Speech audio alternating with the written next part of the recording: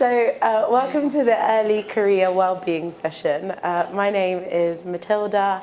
I am, I'm a salaried GP, but the outline of the session, we'll do a little bit about me. We'll do an icebreaker, which will probably be, I'll change it a little bit. You've got like little bingo boards on your table. We'll talk about the doctor, the power of no, the opportunity, and what do I do now. So in regards to me, I'm a salaried GP. I work 6 sessions. What you'll learn about GP is that everybody talks about sessions, and you might be like, what's a session?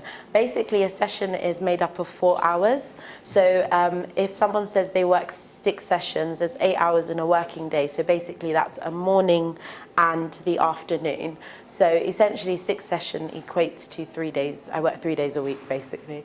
I am currently doing a PG diploma in clinical education. I am also a GP tutor at King's College London. I'm Director of Advocacy and Policy with Melanin Medics, and I'm a peer reviewer for Innovate, and those are the official hats that I wear. And I'm also a new mum.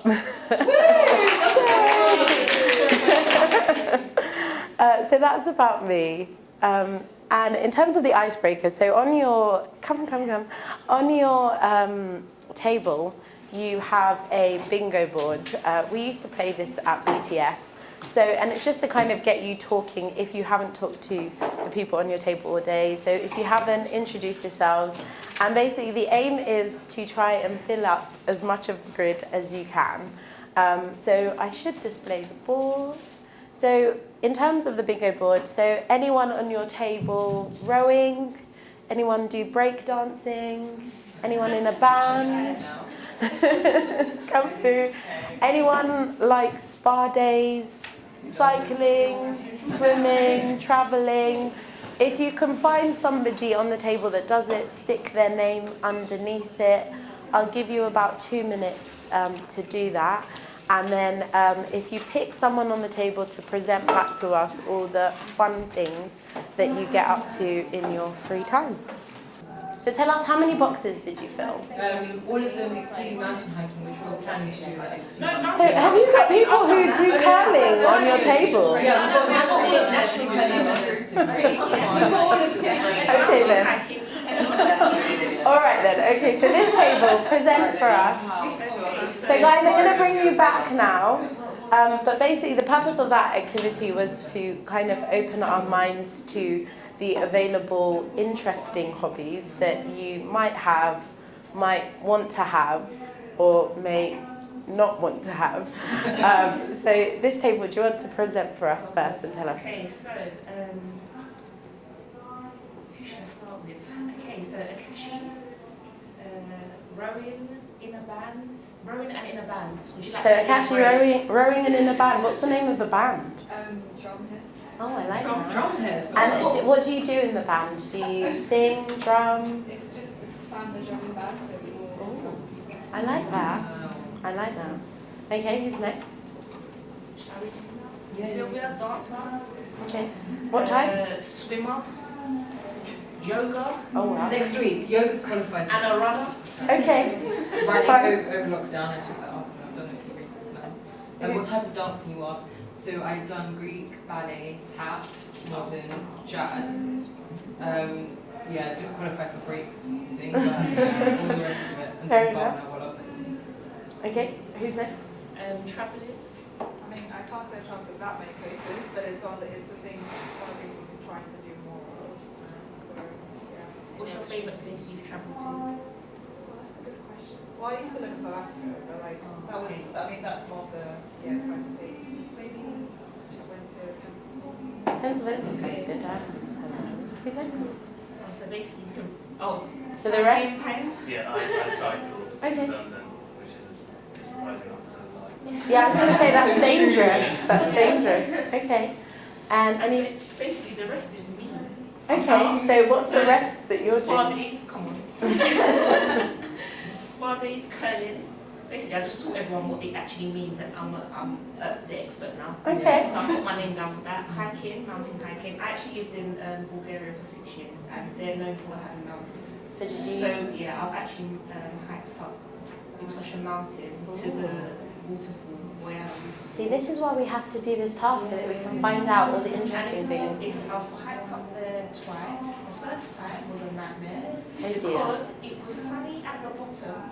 When you got to the start, and me and my friend, she was just like, yeah, I've been up there before, And I was like, And you you're trusted going to her. take me to the waterfall. So first time I didn't make it to the waterfall, Oh right? dear. Because a thunderstorm started. Oh dear. And we was literally in the mountain. It was getting smoky, like foggy, and I was just like, this is not fog, these are clouds. Yeah? And then we hear thunder and lightning. I was just like, hell no. All this rain came down. I was like, we need to get off this mountain.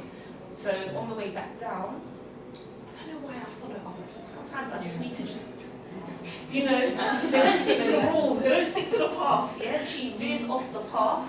So basically, we freestyled down the mountain, no path. So basically, stepping over we're all going to come lizards. mountain hiking with you. Yeah, so full on mountain hiking. Yeah. So let's move on to this paper now. Who's going to present? I can, yeah, that's fine. Why not? Quickly for us. Let's start with Olivia. Olivia does break dancing. Ooh. Do you do break dancing? Okay. I just suggested, does anyone just like dance for fun? Anyone like coming? So Olivia dances. Okay, who's next? Yeah, so yeah, and spa days, which is, yeah, Homemade spa days. Okay, I'll take that. hair. And any other takers on anything else? So we had Ellie who just covered everything. Oh no, Ellie covered everything else for us. No, I'm joking. With exception to curling? Yeah, I haven't so picked that one up yet. And it's a triathlete, which helps. So Yes. that's not for free. So yeah, yoga, cycling, swimming, probably. Yeah. Then we have Marina who does swimming and showed us how to swim. And also we've got Leah for travelling. So yeah, I don't know. That's fine. So basically the purpose of that was just to find out the weird and wonderful, interesting things that everybody else does, and just to kind of give you some inspiration of things to think about what you might want to do in your free time. So the doctor. So society says that the doctor, the doctor doesn't get unwell. The doctor, people, when you tell people you're a medical student or you're a doctor, they, look at you in admiration. Your family members start to bring their ailments, and, it's mainly positive.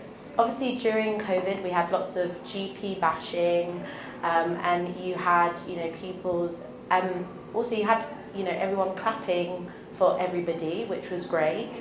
So generally, society's view of the doctor is positive. Then we have us, medical students, doctors, and we kind of, that is, as Mona said, that's what we work towards, being the doctor, being there to help people, being there for other people, kind of constantly pouring out ourselves and giving and giving and giving. But then what we have to remember is, before we became a doctor, it was really nice listening to it downstairs, we were a person, you are all individuals, you are, I'm Matilda, you are all your respective names. Some of us culturally might find that when you become a doctor, people don't call you by your name anymore. They're like, oh, doctor, doctor. So it kind of goes through your personal life, your home life, your social life. You go out with your friends, they're like, oh yeah, that one, he's a doctor. So it's the doctor. But the issue with being a doctor, or it becoming so entwined with your identity, is what happens when the doctor becomes unwell.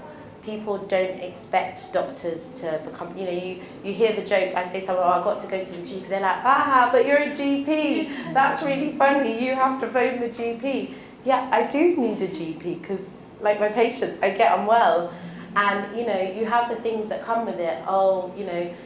doctors being ill, doctors get stigmatized for being ill. Oh, they're lazy. Oh, that person's off work again. Oh, that person couldn't be bothered. Oh, that person looked at the rota. Oh, she's depressed again. All these kind of derogatory terms for, doctors who are unwell. But doctors are people. We're still people. We're still human. We have good days at work. We have bad days at work. We have the in-between days at work. Sometimes you wake up and you don't want to go to work, or you don't want to go to medical school. You don't want to go to that lecture. But at the end of the day, we are still people. And I've got the picture of the glass because you can't pour from an empty cup. If the cup is empty, if you keep giving and giving, you don't have anything more to give. And what happens, and unfortunately, some of you may know people who, because of COVID, it accelerated that process. I have lots of colleagues who don't want to do medicine anymore, or even, you have medical students who are kind of disillusioned with the things that they saw on the ward, and kind of, seeing how their colleagues were treated, or, when the ward environment, hospital environment, GP environment, when things get stressful, people stop being kind.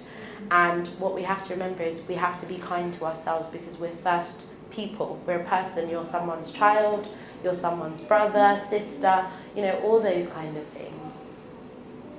In terms of just general sources of support, before we go into the kind of more fun stuff, there is practitioner health.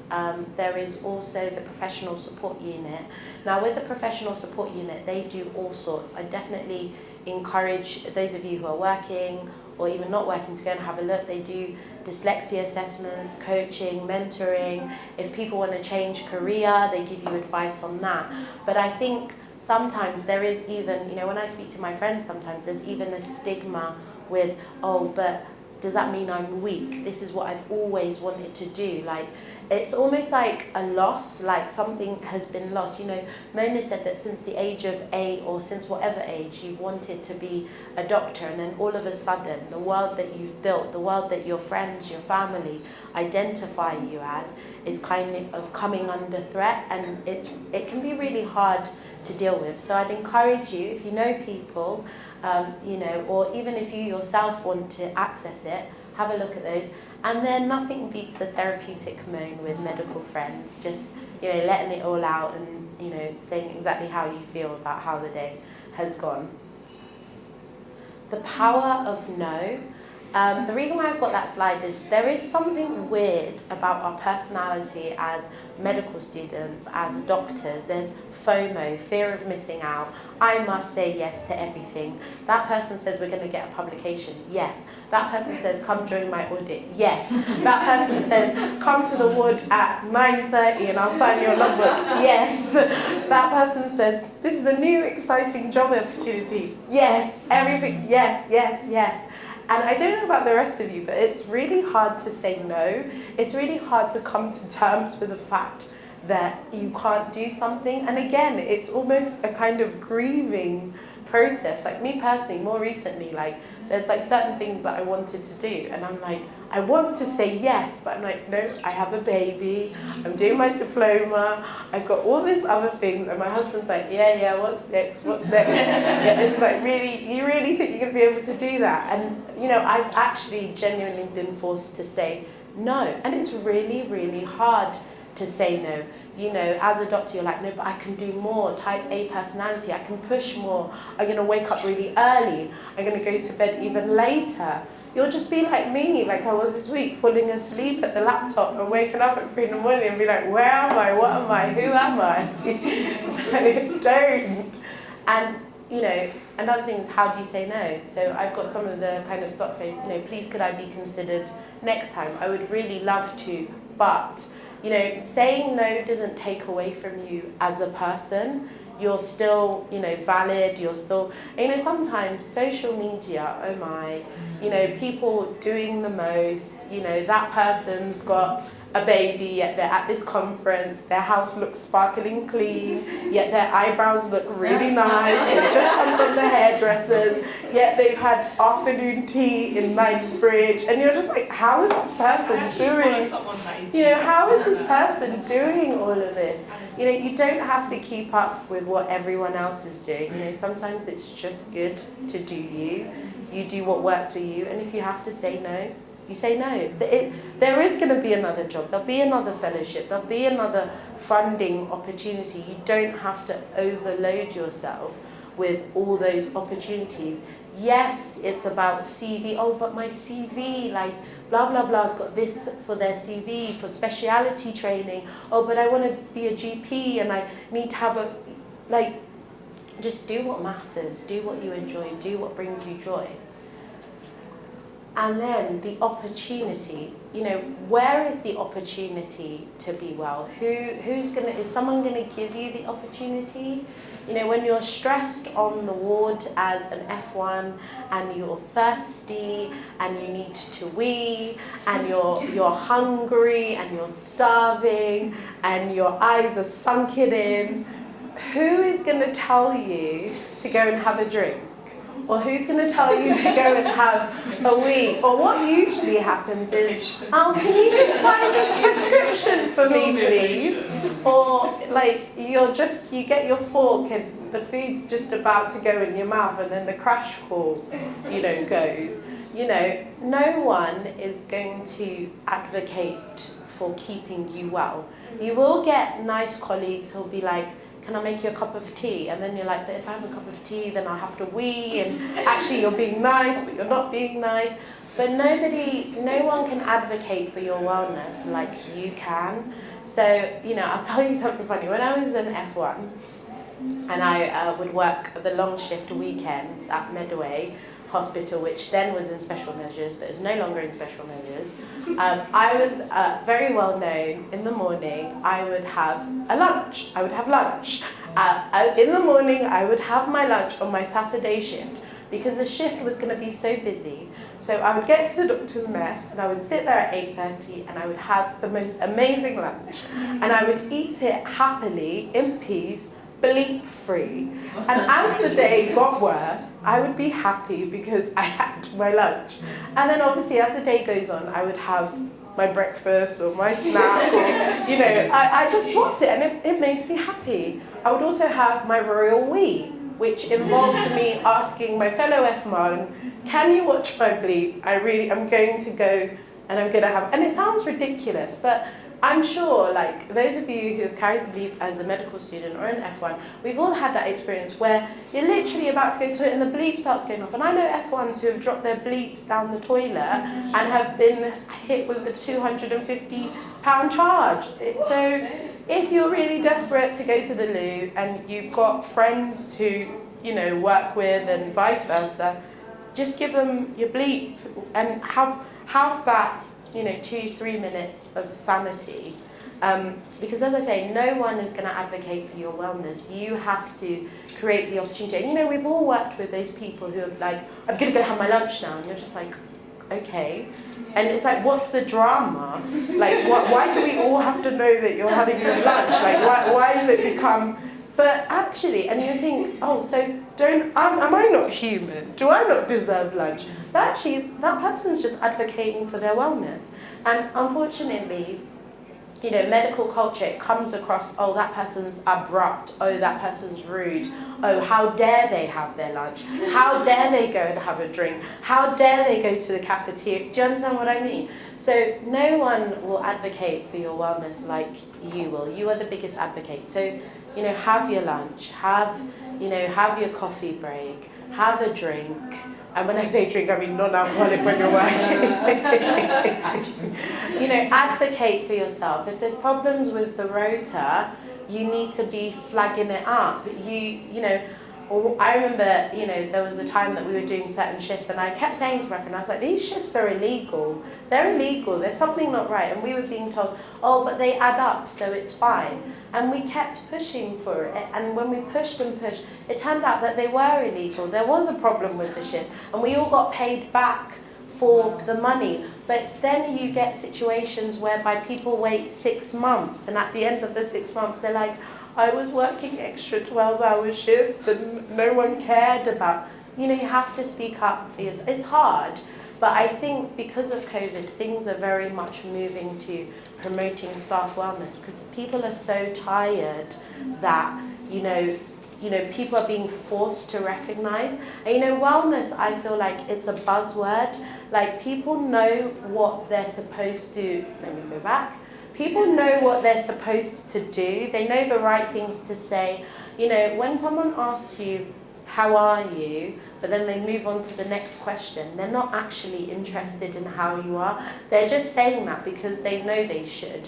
Or when someone offers you a drink when you're on the verge of collapse, what happened to, I've been seeing that person, like, do you understand? There are stages before then.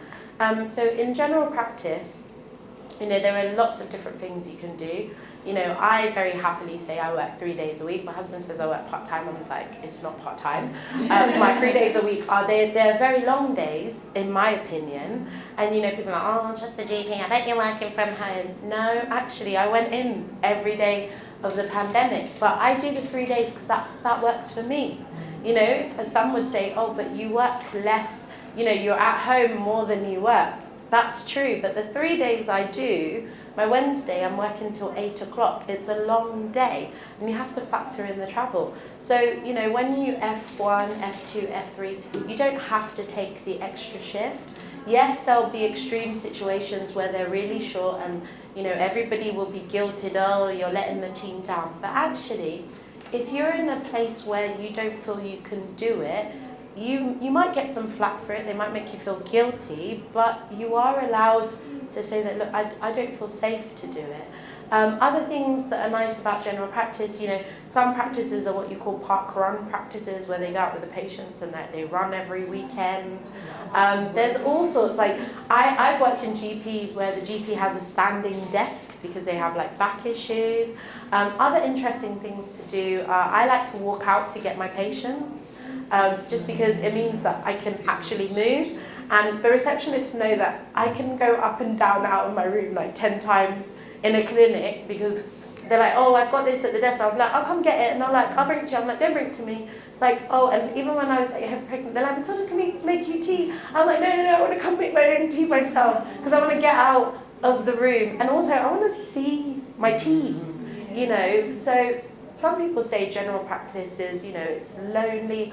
I don't really feel the loneliness because it's me and my team. So, you know, I come out, have a chat. Other things, team building, learn the names of the people that you work with, because one day you're going to need help, and it doesn't help to be like, could you just put that, do you know what I mean?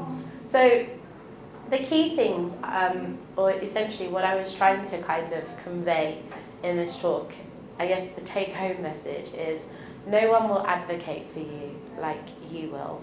And this is the time to learn to advocate for yourself. There's no shame in saying no.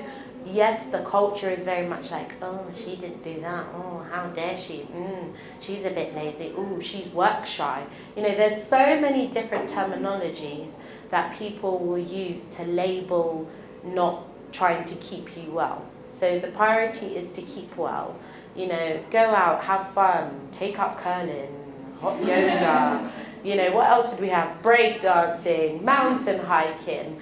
Do what makes you happy, because that is what's going to keep you enjoying your job. Funny story, when the tube strike happened, I was forced to walk 30 minutes to work, because the first day I got on the bus and I was on the bus for an hour and it drove me mad. I was like, what's going on? But the other 2 days, I walked 30 minutes, and it was so nice.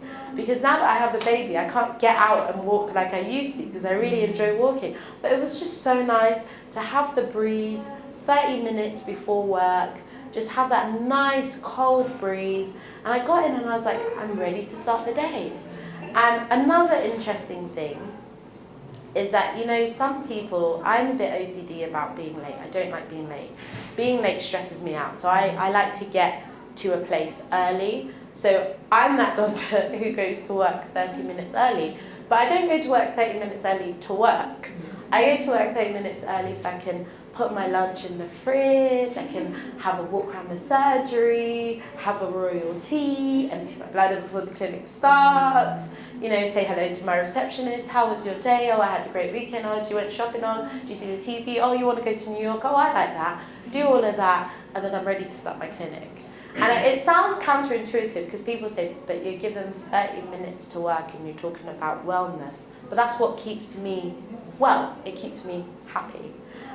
So finally, why the guitar? So I used to, when I was a medical student, and I did my BSc, I used to go around doing open mics with my guitar. And I had this like hit list where I was going to go to this number of open mics. I literally had an open mic diary. My mum thought I was nuts. My brother was like, you're not okay. And I had this like little open mic diary, and I would spend time, this was in my BSc year, mind you, like looking for, oh, I want to go to that open mic. Oh, they like acoustic guitars. And it was really, I really enjoyed it. Unfortunately, currently, my guitar is sitting in the shed, one string broken, and that picture is a reminder for myself that actually, now that I have a baby, I'm not going to be touring open mics, so you know, that time is gone. But exactly, I can get it out, I can play for my baby. I can play and fill the house, and we can have fun, we can have, you know, song and dance, so we're detached, so the neighbours don't have a right to complain as long as we don't open the window. But that is my reminder, and it's my reminder to you. You know, what are the things that you love to do that have fallen away whilst you've been in med school, or now that you're a junior doctor? You know, be it you liked doing art, but you know, you decided to become a doctor, but you're actually an avid drawer. I have friends who are artists. I have friends who are like seamstresses, have their own fashion line. And yeah, they're the people who are on Instagram who you're like, oh gosh, she's here again. How does she have the time to do that? But you've got to make time to be well. You've got to make time to prioritize yourself. And yeah, doing it for yourself, it sounds selfish. So yes, today I did run out of the house as my baby started crying, and my husband's like, Mummy's escaping, she's running away. And yeah, I did run down.